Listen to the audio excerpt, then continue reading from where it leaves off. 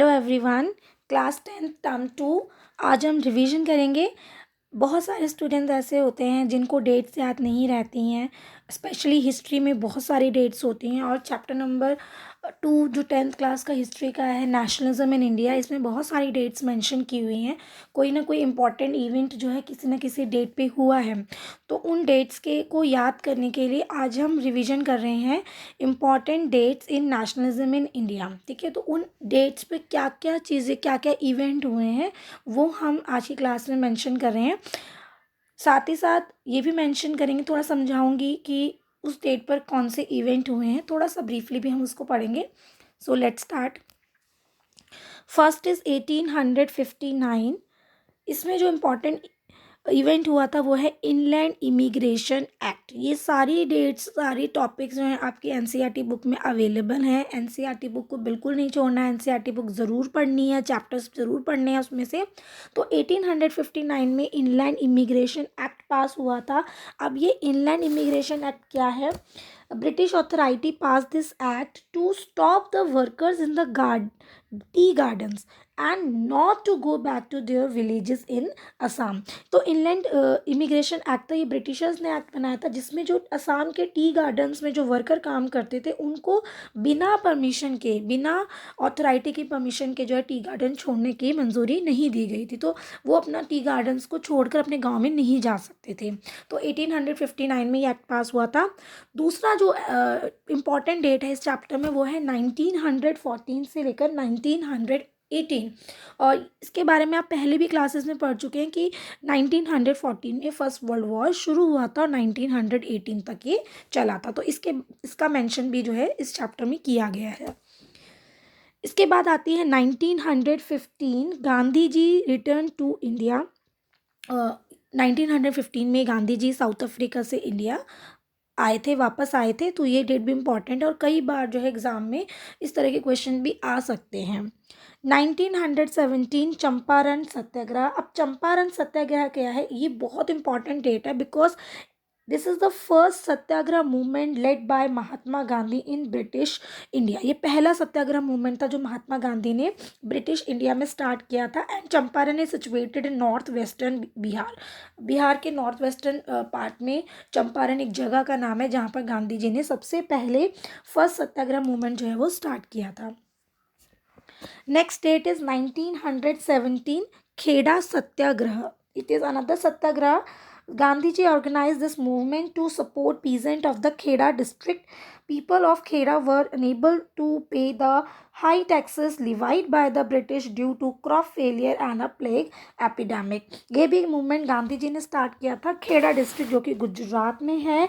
और क्यों स्टार्ट किया था? क्योंकि जो लोग थे खेड़ा डिस्ट्रिक्ट के, उन पर जो टैक्सेस ब्रिटिश गवर्नमेंट ने लगाए थे वो उनको नहीं चुका पा रहे थे। क्यों नहीं चुका पा रहे थे? इसके पीछे दो रीज़न थे। एक तो क्रॉप फेलियर, फसल खराब हो गई थी, और दूसरा था प्लेग एपिडेमिक। प्लेग नाम की महामारी जो है वो फैली हुई थी, जिसकी वजह से खेड़ा डिस्ट्रिक्ट के जो गुजरात में जो जगह है वहाँ के लोग जो है या वहाँ के जो पीजेंट्स हैं वो अपना टैक्स ब्रिटिशर्स को नहीं दे पा रहे थे। तो उसके लिए गांधी जी ने उसको सपोर्ट करते हुए गांधी जी ने खेड़ा सत्याग्रह स्टार्ट किया था। नेक्स्ट डेट है 1918 Ahmedabad Satyagraha. Gandhi ji used satyagraha and hunger strike for the first time during an industrial dispute between the owner and workers of cotton mill in Ahmedabad. तो गांधी जी ने सत्याग्रह का इस्तेमाल और हंगर स्ट्राइक का मतलब होता है भूख हड़ताल। तो गांधी जी ने पहली बार सत्याग्रह और हंगर स्ट्राइक जो है, जब ओनर्स मिल के, जो कॉटन मिल अहमदाबाद की कॉटन मिल्स के जो ओनर थे और जो वर्कर थे उनके बीच में डिस्प्यूट्स थे, तो वर्कर्स को सपोर्ट करते हुए गांधी जी ने सत्याग्रह और हंगर मूवमेंट 1918 में अहमदाबाद सत्याग्रह के थ्रू स्टार्ट किया था। इसके बाद आता है 1919 मार्च, जिसमें खिलाफत कमेटी बनाई गई थी। फिर 1919 मार्च आता है रॉलेट एक्ट पास।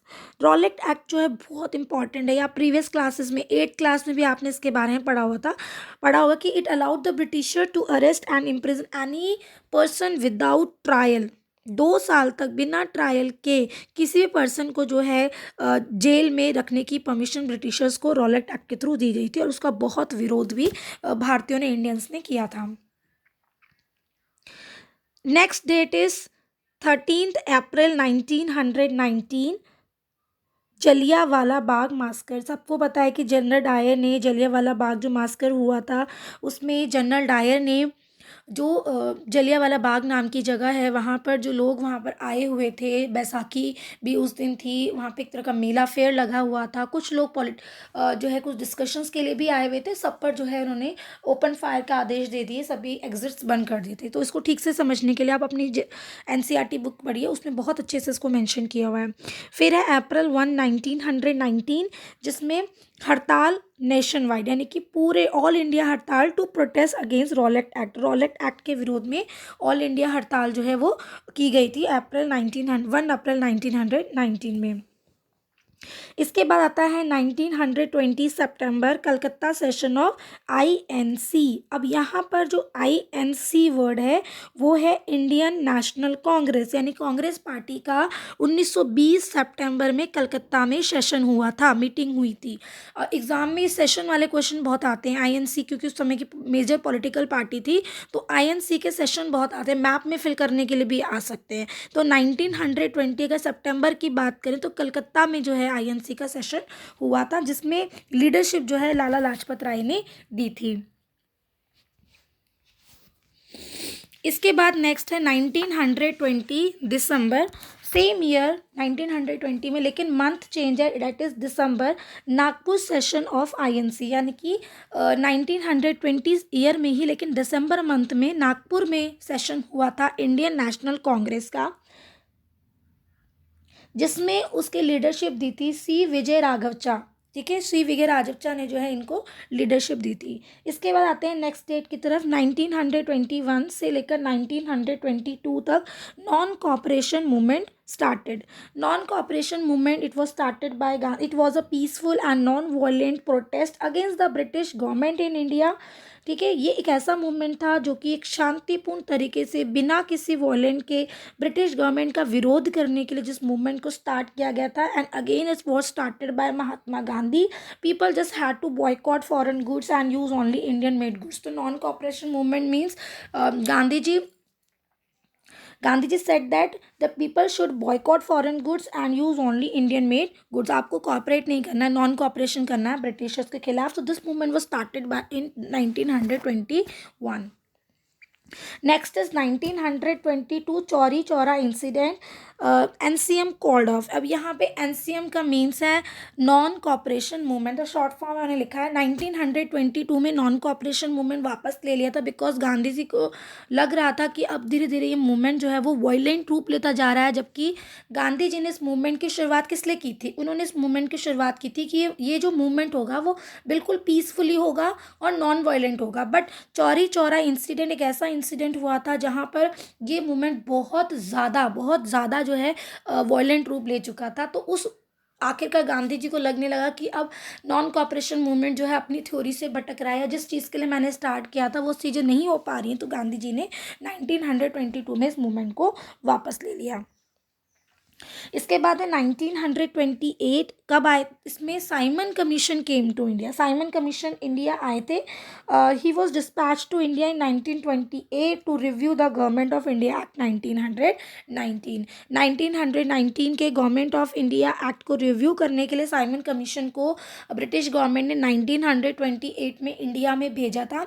हालांकि इस कमीशन में कोई भी इंडियन मेंबर नहीं था, दैट इज़ वाई जितने भी नेशनलिस्ट थे उन्होंने इस मूवमेंट साइमन के इंडिया आने का विरोध किया। और जब साइमन जो है इंडिया में एंटर करते हैं तो वहाँ पर साइमन गो बैक के नारे भी लगाए गए। ये सभी टॉपिक्स आपके एनसीईआरटी बुक में हैं, आप चाहें तो वहाँ से जो है इनको और भी अच्छे से कर सकते हैं। नेक्स्ट जो डेट है वो है दिसंबर 1929। तो दिसंबर 1929 again a session of Indian national Congress which was held in Lahore. ठीक है, लाहौर में इंडियन नेशनल कांग्रेस का सेशन हुआ था दिसंबर 1929 में, और इस समय जो लीडर थे इस सेशन के इंडियन नेशनल कांग्रेस थे वो थे Jawaharlal Nehru.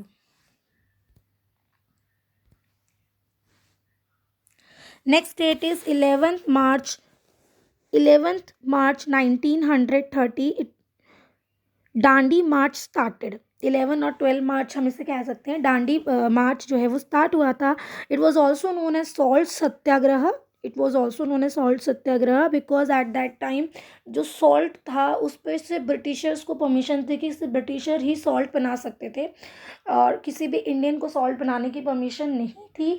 But Gandhi ji thought that salt is a basic thing, एक बेसिक चीज़ है जिस पे को सभी के पास इसका अधिकार होना चाहिए। सॉल्ट पे टैक्सेस बहुत ज़्यादा थे। That is why this movement was started on 12th March 1930 from Sabarmati Ashram and marched reached Dandi after 24 days on 6th April 1930।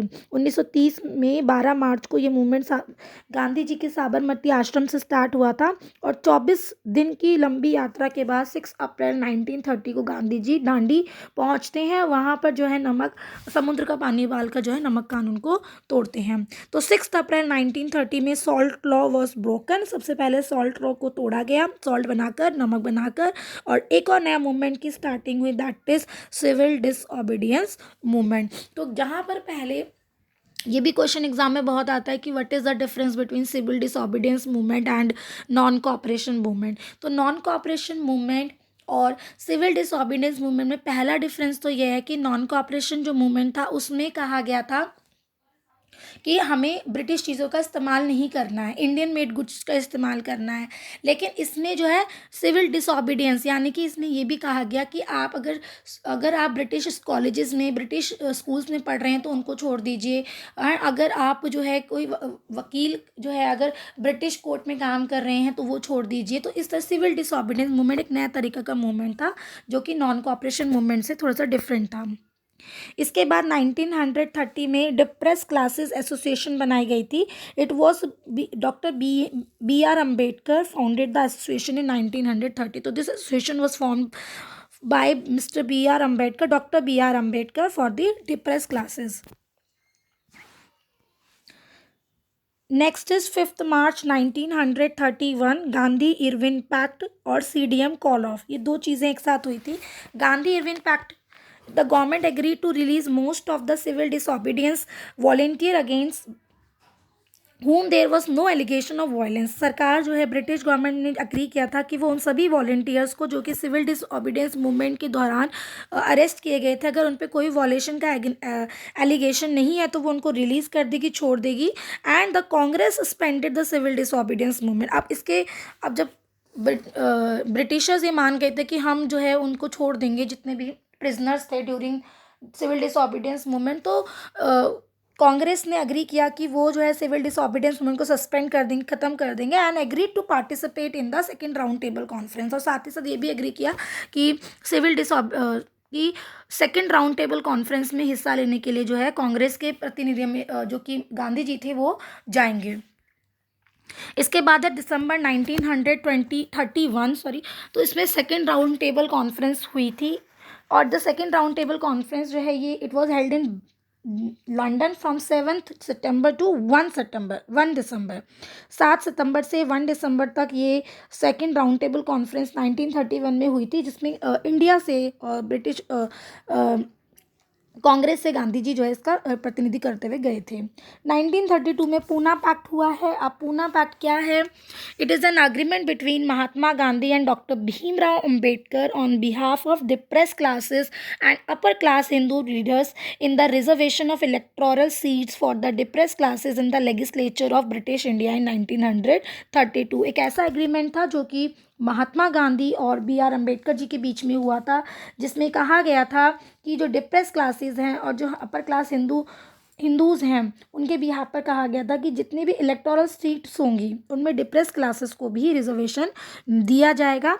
और ये वो सीट्स थी जो कि 1932 में ब्रिटिश इंडिया के अंदर थी। यानी कि ब्रिटिश इंडिया के अंदर जितनी भी लेजिस्लेचर की सीट्स होंगी उनमें डिप्रेस क्लासेस मतलब जो लो कास्ट थी उनको जो है, जो दलित थे, जिनको गांधी जी दलित कहते थे, उनको रिजर्वेशन दिया जाना चाहिए। इसके लिए पूना पैक्ट जो है वो गांधी जी और डॉक्टर बी आर अम्बेडकर के बीच में हुआ था।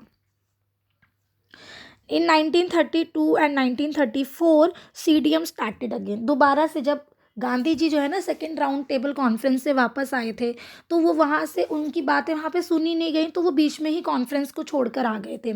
यहाँ पे आके उन्होंने देखा कि अभी भी कुछ नेता, जो कि इरविन ने वादा किया था कि हम छोड़ देंगे, लेकिन अभी भी कुछ जेल में ही थे। तो गांधी जी ने दोबारा से 1932 में सीडीएम स्टार्ट कर दिया था, सिविल डिसोबीडियंस मूवमेंट दोबारा स्टार्ट कर दिया था। बट जो मूवमेंट पहला जितना डेवलप हुआ था, उतना डेवलप या उतना ज़्यादा पावरफुल अभी मूवमेंट नहीं रहा था, और धीरे धीरे करते करते जो ये मूवमेंट 1934 में कमज़ोर पड़ता गया, और आखिरकार जो है ये ख़त्म हो गया, गांधी जी ने इसे वापस ले लिया। So thank you for watching.